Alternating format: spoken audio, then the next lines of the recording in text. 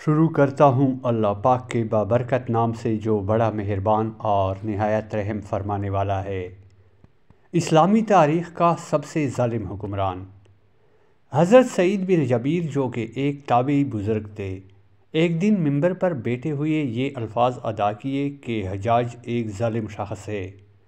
ادھر جب حجاج کو پتہ چلا کہ آپ میرے بارے میں ایسا گمان کرتے ہیں تو آپ کو دربار میں بلایا اور پوچھا، کیا تم میرے بارے میں ایسی باتیں بولی ہے؟ تو آپ نے فرمایا، ہاں بالکل، تو ایک ظالم شخص ہے۔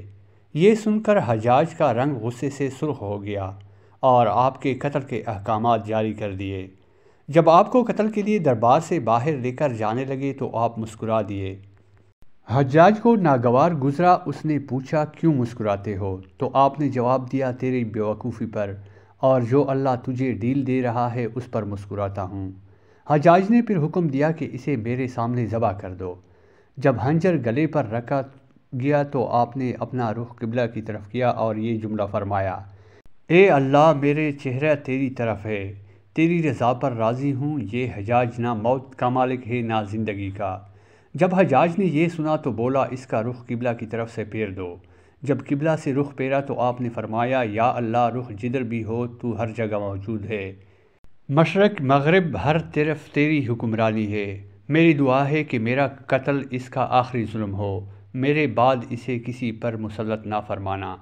جب آپ کی زبان سے یہ جملہ ادا ہوا، اس کے ساتھ ہی آپ کو قتل کر دیا اور اتنا خون نکلا کہ دربار تر ہو گیا۔ ایک سمجھدار بندہ بولا کہ اتنا خون تب نکلتا ہے جب کوئی خوشی خوشی مسکراتا ہوا اللہ کی رضا پر راضی ہو جاتا ہے۔ حجاج بن یوسف کے نام سے سب واقف ہیں۔ حجاج کو عبد الملک نے مکہ، مدینہ، طائف اور یمن کا نائب مقرر کیا تھا اور اپنے بھائی بشر کی موت کے بعد اسے عراق بھیج دیا، جہاں سے وہ کوفہ میں داخل ہوا۔ ان علاقوں میں 20 سال تک حجاج کا عمل دخل رہا۔ اس نے کوفے میں بیٹھ کر زبردست فتوحات حاصل کی۔ اس کے دور میں مسلمان مجاہدین چین تک پہنچ گئے تھے۔ حجاج بن یوسف نے ہی قرآن پاک پر اعراب لگوائے۔ اللہ تعالیٰ نے اسے بڑی فصاحت و بلاغت اور شجاعت سے نوازا تھا۔ حجاج حافظ قرآن تھا، شراب نوشی اور بدکاری سے بچتا تھا۔ وہ جہاد کا دھنی اور فتوحات کا حریص تھا، مگر اس کی تمام اچھائیوں پر اس کی ایک برائی نے پردہ ڈال دیا تھا، اور وہ برائی کیا تھی؟ ظلم۔ حجاج بہت ظالم تھا۔ اس نے اپنی زندگی میں ایک خون خوار درندے کا روپ دار رکھا تھا۔ ایک طرف موسیٰ بن نصیر اور محمد بن قاسم کافر کی گردنیں اڑا رہے تھے، اور دوسری طرف وہ خود اللہ کے بندوں، اولیاء اور علماء کے خون سے ہولی کھیل رہا تھا۔ حجاج نے 1,20,000 انسانوں کو قتل کیا ہے۔ اس کے جیل خانوں میں ایک ایک دن میں 80,000 ہزار قیدی ایک وقت میں ہوتے، جن میں سے 30,000 عورتیں تھیں۔ اس نے جو آخری قتل کیا وہ عظیم تابعی اور زاہد و پرسا انسان حضرت سعید بن جبیر رضی اللہ عنہ کا قتل تھا۔ انہیں قتل کرنے کے بعد حجاج پر وحشت سوار ہو گئی تھی۔ وہ نفسیاتی مریض بن گیا تھا۔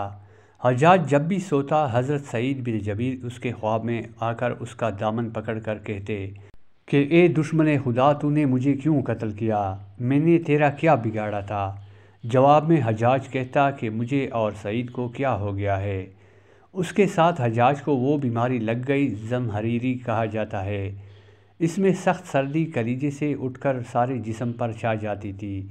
وہ کانپتا تھا، آگ سے بری انگیٹیاں اس کے پاس لائی جاتی تھی اور اس قدر قریب رکھ دی جاتی تھی کہ اس کی کال جل جاتی تھی، مگر اسے احساس نہیں ہوتا تھا۔ حکیموں کو دکھانے پر انہوں نے بتایا کہ پیٹ میں سرطان ہے۔ ایک طبیب نے گوشت کا ٹکڑا لیا اور اسے دھاگے کے ساتھ باندھ کر حجاج کے حلق میں اتار دیا۔ تھوڑی دیر بعد دھاگے کو کھینچا تو اس گوشت کے ٹکڑے کے ساتھ بہت عجیب نسل کے کیڑے چمٹے ہوئے تھے اور اتنی بدبو تھی جو پوری 1 مربع میل کے فاصلے پر پھیل گئی۔ درباری اٹھ کر بھاگ گئے، حکیم بھی بھاگنے لگا۔ حجاج بولا، تو کدھر جاتا ہے؟ علاج تو کر۔ حکیم بولا، تیری بیماری زمینی نہیں آسمانی ہے، اللہ سے پناہ مانگ۔ حجاج جب مادی تدبیروں سے مایوس ہو گیا تو اس نے حضرت حسن بصری رحمۃ اللہ علیہ کو بلوایا اور ان سے دعا کی درخواست کی۔